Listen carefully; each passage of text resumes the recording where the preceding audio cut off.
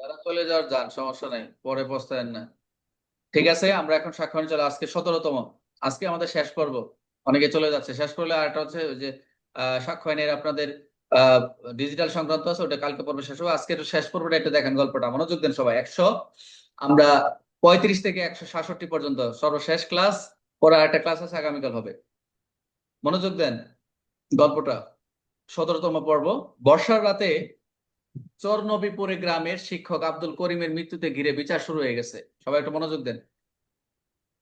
I repeat, বর্ষার রাতে চরনবীপুর গ্রামের শিক্ষক আব্দুল করিমের মৃত্যুতে ঘিরে বিচার শুরু হয়েছে।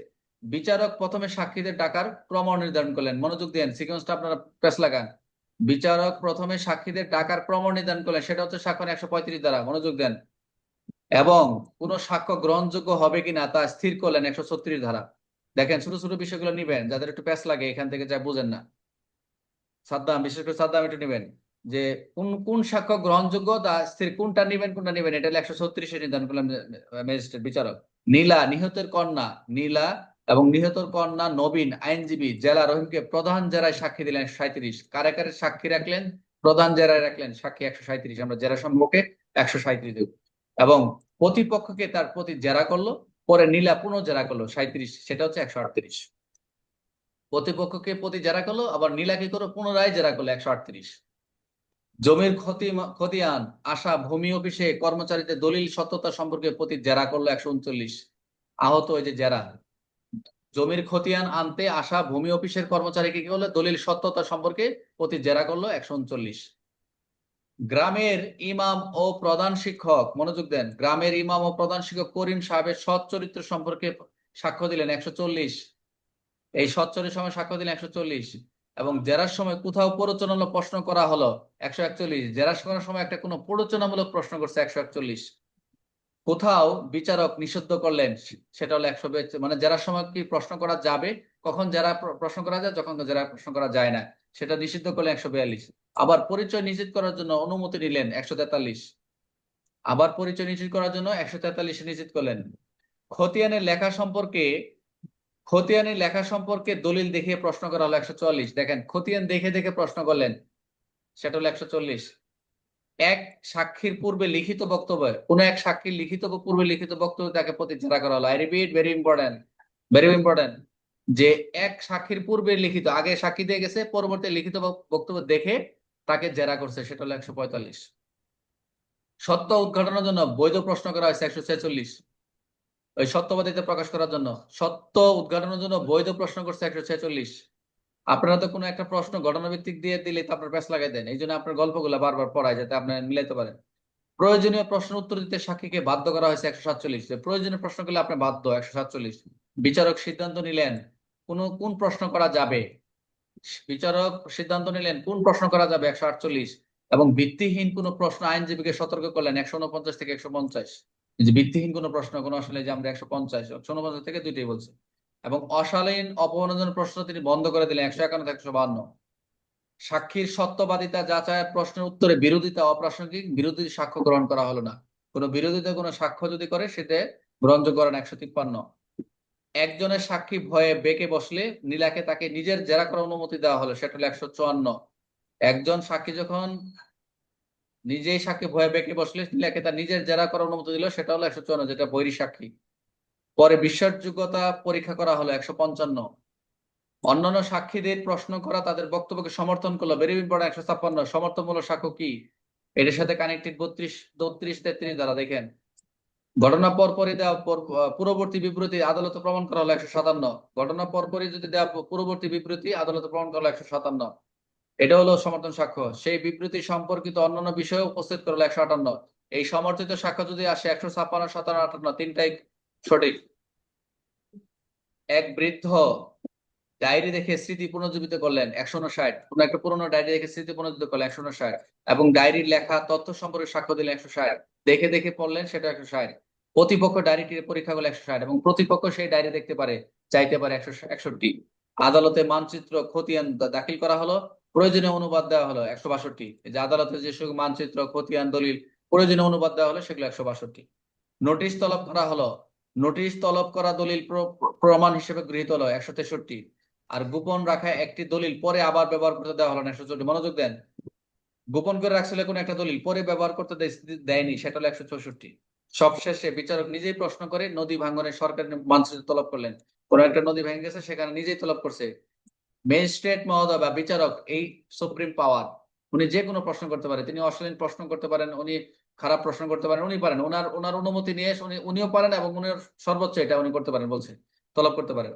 তার সঙ্গে অ্যাসেসর এবং তার সঙ্গে যে অ্যাসেসর রয়েছে স্পষ্টকরণ প্রশ্ন বলে, এবং তিনিও অ্যাসেসর যারা রয়েছেন তারাও কি এই স্পষ্ট করার জন্য প্রশ্ন করতে পারেন। মানচিত্র যদি সত্য প্রকাশ পেল, প্রকৃত অপরাধে দণ্ডিত করা হলো, আর নীলা বুঝলো প্রতিটি ধারা মিলে ন্যায় বিচারের পথ আলোকিত করে। তাহলে মোটামুটি আমাদের এই 135 থেকে আমাদের 167 পর্যন্ত দেখলাম আমরা। একটু মোটামুটি এই গল্পটা এখান থেকে ইম্পর্টেন্ট যে সেকশন গুলা একটু আমরা একটু ঘুরে আসি, এই শেষ আছে ক্লাসটা। একটু মনোযোগ দিন সবাই। এখানে কিছু লিডিং কোশ্চেন আছে, ইঙ্গিতবাহী কোশ্চেন আছে, এগুলো একটু পড়ে নিয়েন। যেগুলো যে আমি বারবার বলতেছি এই কোশ্চেনগুলো একটু ভালো করে পড়ে যাবেন। আচ্ছা, মনোযোগ দেন। তাহলে আমাদের এখানে আমরা যেখানে এই 135 থেকে 167 পর্যন্ত আমরা দেখলাম জেরা, আদালত এবং সত্যের শেষে লড়াই। এখানে যে জেরা টেরা এই বিষয়গুলো আমরা, সাক্ষ্য গ্রহণ ক্রম এই বিষয়ে মোটামুটি 18 পর্বে আলোচনা সর্বশেষ। তাহলে আমরা এই আদালতে সাক্ষী কিভাবে নিবে, কিভাবে পরীক্ষা করবে, কে আগে প্রশ্ন করবে, লিডিং কোশ্চেন কি, হস্টাইল উইটনেস কাকে বলে, ভেরি ইম্পর্টেন্ট। বিচারক কি কি নিজেকে প্রশ্ন করতে পারেন, ভুল করে কোনো সাক্ষ্য গ্রহণ করলে বা বর্জন করলে রায় কি বাতিল হয়ে যাবে, এই কোশ্চেন গুলাই এখানেই মোটামুটি আলোচনা করা হয়েছে এই অধ্যায়ে। আমাদের চরিত্রগুলো মোটামুটি সবই ঠিকই আছে, কোনো পরিবর্তন নাই। এখানে বাদী বিবাদী পক্ষ সবই আছে। প্রথম দৃশ্যে আমরা যদি খেয়াল করি 18 পর্বে আদালতে সাক্ষীদের ডাকছে, বিচারক প্রশ্ন করছে আজ সাক্ষ্য গ্রহণ শুরু হবে। যখন আদালতের ট্রায়ালিং স্টেজ গুলো, যখন সাক্ষ্য গ্রহণ গুলো শুরু হয়, বলতেছে আজ সাক্ষ্য গ্রহণ তো আপনাদের শুরু। এই সাক্ষ্য আইনে 135 হচ্ছে এই সাক্ষ্য গ্রহণের একটা স্টেজ। সাক্ষী ক্রমে হাজির হবে, সাক্ষ্য কিভাবে নেওয়া হবে, আদালত তা কি করবে, প্রক্রিয়া বা নির্ধারিত হবে। এটাই হচ্ছে সাক্ষ্য গ্রহণের শুরু, 135 থেকে সাক্ষ্য গ্রহণটা শুরু। দ্বিতীয় দৃশ্য, প্রথমে কে প্রশ্ন করবে? যখন আদালতে দাঁড়াবে, সেলিম কাঠগড়ায় দাঁড়ালো, আইনজীবী নীলা প্রথম প্রশ্ন করলেন, তারপর আরিফ প্রশ্ন করলেন, শিলা আবার শেষে নীলা কিছু বিষয় পরিষ্কার করলেন। আইনজীবী প্রথম প্রশ্ন করছে, তারপর আরিফ প্রশ্ন করছে, শেষে আবার নীলা কিছু বিষয় পরিষ্কার করে নিচ্ছে। এই বিষয়গুলো হচ্ছে 37। তবে কি প্রশ্ন নিবেন, কি নির্ধারণ করবেন, এটা আদালত ঠিক করে দেবে, সেটা 136 আমরা দেখছিলাম। সাক্ষী পরীক্ষা 3টা ধাপ, সবসময় মনে রাখবেন, ভেরি ভেরি ইম্পর্টেন্ট পরীক্ষা আসবে। সাক্ষী পরীক্ষার ধাপ কয়টি? এমসিকিউ 3টি। প্রথম হচ্ছে এক্সামিনেশন চিফ জেরা, অর্থাৎ যে পক্ষে সাক্ষী নেই তাকে প্রশ্ন করবেন। ক্রস এক্সামিনেশন, বিপক্ষে জেরা করবেন, আবার রি এক্সামিনেশন করবেন, পুনরায় অস্পষ্ট থাকলে সেটা পরিষ্কার করবেন, পুনরায় জেরা করবেন। এই 3টা ধাপ এমসিকিউ আসবে এবং পরীক্ষা আসবে। অর্থাৎ 137 মূল কথা হচ্ছে চিফ, ক্রস, রি এক্সামিনেশন, চিফ, ক্রস, রি, অর্থাৎ চিফ এক্সামিনেশন, ক্রস এক্সামিনেশন, রি এক্সামিনেশন। তৃতীয় দৃশ্য, কি বিষয়ে প্রশ্ন? সাক্ষ্য আইন 138 কি বিষয়ে প্রশ্ন করবেন? সাক্ষী নির্দিষ্ট ক্রমে আসতে হবে। প্রথম ক্রস এক্সামিনেশন, তারপর চিফের চেয়ে বিস্তৃত হতে পারে। 138 প্রশ্নের ক্রমের কথা বলছে, প্রশ্ন ক্রম। তাহলে আমরা প্রথম হচ্ছে যারা শুরু করলো, তারপরে আগে চিফ, তারপরে ক্রস, না আগে চিফ, তারপর হচ্ছে চিফ এক্সামিনেশনটা আগে, তারপরে ক্রস। মানে প্রথম হচ্ছে যারা চিফ এক্সামিনেশন করার পরেই ক্রস হয়, তারপরে রি এক্সামিনেশন। খেয়াল রাখবেন এগুলা, এই 3টার ক্রমটা সামনে খেয়াল রাখবেন। চতুর্থ দৃশ্য, আইনজীবীকে আরিফ জিজ্ঞেস করলো, আরিফ জিজ্ঞেস করলেন তুমি কি দেখেছো মিন্টু চুরি করেছে তাই না? বিচারক থামালেন। এটাই হচ্ছে 143 থেকে 143 একটা, তুমি কি চুরি করেছো, তুমি তো দেখেছো মিন্টু চুরি করে তাই না, একটা কি লিডিং কোশ্চেন করছে না? তুমি তো দেখেছো মিন্টু চুরি করেছে, প্রশ্নের ভিতরে উত্তর আছে কিন্তু হ্যাঁ না। লিডিং কোশ্চেনটা বুঝতে হবে যে তুমি কি দেখেছো মিন্টু চুরি করেছে তাই না, এখন যদি বলে হ্যাঁ, তাহলে তো প্রশ্নের ভিতরেই উত্তর রয়েছে, এটাই হচ্ছে লিডিং কোশ্চেন। এটি লিডিং কোশ্চেন 141 43। চিফ এক্সামিনেশনে সাধারণত আদালত অনুমতি ছাড়া লিডিং কোশ্চেন করা যাবে না। আই রিপিট, যে জেরার সময় কি আদালত অনুমতি ছাড়া লিডিং কোশ্চেন করা যাবে না। অবশ্য ক্রস এক্সামিনেশন, কোন জবানবন্দির সময় কি করা যাবে, কোন জেরার সময় সাধারণত করা যায়। 141 উত্তর, উত্তর বলে দেওয়া প্রশ্ন, 141 উত্তর বলে প্রশ্ন করলে উত্তর উত্তর বলে দিচ্ছে ওখানে। পঞ্চম দৃশ্য, সাক্ষী উল্টো কথা বলে। সাক্ষী উল্টো কত আমরা জানি 154, ওই যে হস্টাইল উইটনেস, হস্টাইল উইটনেস, উল্টো কথা বলতে, সাক্ষী উল্টে গেছে। সেলিম আদালতে সে আগের বক্তব্য বদলে ফেললো, যে আগের বক্তব্য না এখন উল্টো কথা বলতেছে, তখন এটাই হচ্ছে সাক্ষ্য আইন 154। যে পক্ষ সাক্ষী এনেছে, আপনি মুসলিমের সাক্ষী আদালত আছে, আদালতের অনুমতি নিয়ে সেই পক্ষে তাকে জেরা করতে পারে। এই ধরনের সাক্ষীকে হস্টাইল উইটনেস বলা হয়। বলতে পারে যে বৈরী সাক্ষী কি, বৈরী সাক্ষী ঘোষণার পদ্ধতি কি, এটা একটা প্রশ্ন আসতে পারে পরীক্ষায়। তাহলে 154 নিজের সাক্ষীকেও জেরা করা যায়।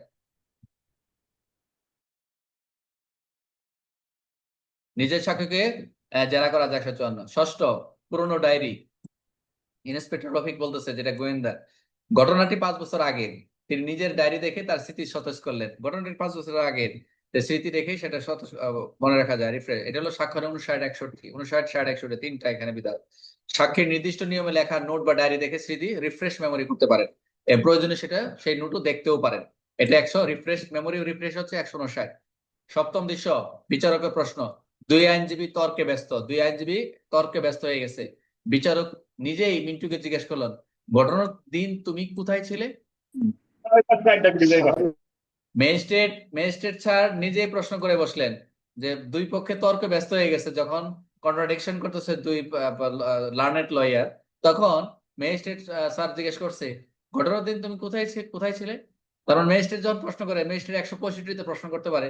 সত্য উদ্ঘাটনের জন্য বিচারক প্রয়োজনে যে কোনো প্রশ্ন করতে পারেন। বলছে এই সত্য উদ্ঘাটনের জন্য যে কোনো প্রশ্ন করতে পারে, যে কোনো ভাবে, এটা তার এখতিয়ার, প্রাসঙ্গিক হোক অপ্রাসঙ্গিক হোক। অর্থাৎ আদালত ম্যাজিস্ট্রেট বা বিচারক প্রাসঙ্গিক অপ্রাসঙ্গিক দুইটাই প্রশ্ন করতে পারে। অর্থাৎ প্রাসঙ্গিক তথ্য জানতে সক্রিয় ভূমিকা নিতে পারেন, এক কথায় শেষ। তাহলে জাজ সার্চেস ট্রুথ বলছে 165 হচ্ছে জাজ সার্চেস ট্রুথ। সবসময় এটা বলে, অনেকে 165 বুঝতে পারে না। এটা মনে রাখবেন যে সত্য উদ্ঘাটনের জন্য যে কোনো কোশ্চেন করতে পারে, এটা হচ্ছে 165। অষ্টম সর্বশেষ দৃশ্য, একটি অপ্রয়োজনীয় কাগজ ভুলবশত আদালতে গ্রহণ করা হয়েছিল। Very important. 166 অনেকে বুঝেন না, মনোযোগ দেন।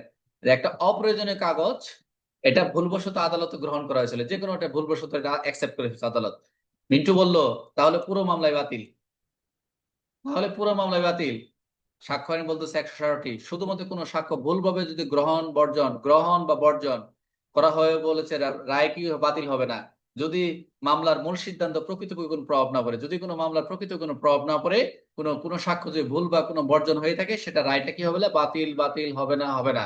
অর্থাৎ এক কথা, 166 মূল কথা হচ্ছে, ছোট ভুলে মামলা নষ্ট হয় না। আই রিপিট, কোনো একটা ছোট ভুল হলে মামলা নষ্ট হয় না। অর্থাৎ বিচারকের রায় কি হলো, সাক্ষী পরীক্ষার সঠিক ধাপ, চিপ ক্রস এন্ড রি-এক্সামিনেশন, লিডিং কোশ্চেনের নিয়ম, হস্টাইল উইটনেস, মেমোরি রিফ্রেশ, বিচারক প্রশ্ন করার ক্ষমতা, এবং ছোটখাটো প্রথাগত বা প্রমাণগত ভুলে পুরো বিচার বাতিল বলে গণ্য হবে না। এই ছিল মোটামুটি আমাদের আজকের আলোচনা। মোটামুটি আমাদের 135 থেকে একেবারেই 166 পর্যন্ত আমাদের শেষ হয়ে গেল 18তম পর্ব। কালকে আমরা সর্বশেষ পর্ব দেখবো, যেটা হচ্ছে আপনারা দেখতেই পাচ্ছেন অলরেডি। আপনারা বলে শেষ করতে পারি, শেষ করব না, কালকে করব। এখানে স্বাক্ষরণের যে আমরা শুরু থেকে শেষ পর্যন্ত যে সকল স্বাক্ষরণের ডিজিটাল ধারা সময় আমরা পড়ে আসছি, 22-22-এর ক, 45-এর ক, 47-এর ক, 65-এর ক, 67-এর ক, 73-এর ক, 81-এর ক, 85-এর ক, 85-এর ক, 85-এর ক, 88-এর ক এবং 90। এখানে মানে একটা 65-এর ক, ভেরি ভেরি ইম্পর্টেন্ট। এখান থেকে 90-এর ক, এখান থেকে একটা রিটেনের প্রশ্ন আছে, সেটা হচ্ছে 65-এর ক। আমরা এটা কালকে আগামী ক্লাস শেষ করে দিলে মোটামুটি গল্প আকারে শেষ হয়ে যাবে। এবং এরপরেই আবার ধারাবাহিকভাবে আরো 10টা গল্প আছে। ওইটা হলো আপনাদের পরীক্ষা নিব, টেস্ট পরীক্ষা নিব। গল্প আকার থেকে আপনারা পুট করবেন কোন ধারায় কি ঢুকতেছে, কার কি দায়িত্ব, এটা শুরু হয়ে যাবে এরপরেই। চলমান থাকবে, যেহেতু সাক্ষ্য আইন এবং প্যানেল কোড, আমরা চেষ্টা করবো ভালো মার্ক তোলার জন্য। সাক্ষ্য আইন প্যানেল কোড যদি আপনারা ভালো মার্ক তুলতে পারেন, অন্য আইন দেখবেন মোটামুটি ভালো মার্ক উঠেছে, ভালো রেজাল্ট হবে।